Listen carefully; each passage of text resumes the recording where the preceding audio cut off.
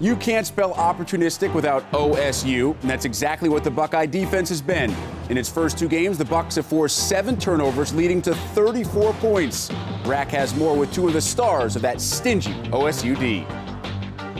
All right, Rick, inside the Players Lounge, and the Ohio State Buckeyes are 2-0. Not too much of a surprise, but what might be surprising is the fact that they've got 5 interceptions through 2 games, 4 of them coming last weekend against Miami's Ja'Cory Harris. And a couple of those defensive stars are joining us here on Big Ten Press Pass, Chekwa and Cameron Heyward. Fellas, thanks for joining us here on the show. Well, thank you for having me. Thank you. Now, Chimby, let me start with you. Congratulations are in order. You took home some hardware this week. Big Ten Defensive Player of the Week, Walter Camp, National Defensive Player of the Week. 6 tackles, couple of interceptions, of course, those set up 10 points. Talk a little bit about the game plan that you guys had going in, trying to slow down a dynamic quarterback like Ja'Cory Harris. It was really just doing what Cam and all the guys up front did, was just to get after the quarterback, make sure we put some pressure on him and try to force some turnovers, and that's exactly what we did. Now, Chimdy, you got the best of Ja'Cory Harris in the second quarter, but in the third quarter, Cam, it was your turn, and we've got a monitor on your end. You're lined up in your defensive tackle position. You dropped out into zone coverage. Talk us a little bit through what happened on that play.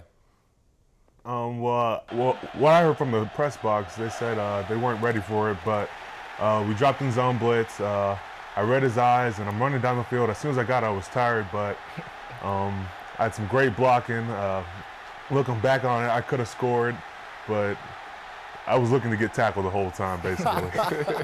Now, through 2 games, guys, defensively, you've only given up 10 points. The other 3 touchdowns that have been scored against the Buckeyes have been on special teams. Let me ask you this question. Stellar so far, but where do you guys need to improve? And, Chimdy, I'll start with you. Well, I mean, there's always a little bit of room for improvement. I think, across the board, there's things that you can see on film. Guys not being in the right gaps, guys not, doing the right techniques that they're supposed to do. But, I mean, I don't know if there's something big that I see for overall improvement other than getting on special teams and getting the job done there. Well, one of the guys that we've seen on that roster that's definitely gotten better over the years, and I know you guys have watched his maturity, is the development of Terrell Pryor. You guys have seen him every spring, every winter, every summer. Talk a little bit about, Cameron, I'll start with you, what you've seen as far as the biggest change in Terrell Pryor.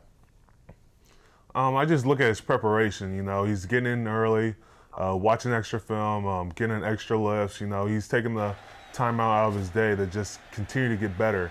And, he wants to be a great player on this team. And when you have that kind of work ethic, he's setting himself up for greatness. You guys face Ohio this weekend. And, Cam, I'll do my best to see if I can't relay to everybody that next time you get an interception or a fumble, that number 1, you get into the end zone, and number 2, the guys stay away from you. Guys, thanks a lot for joining us. Thank you. Thank you.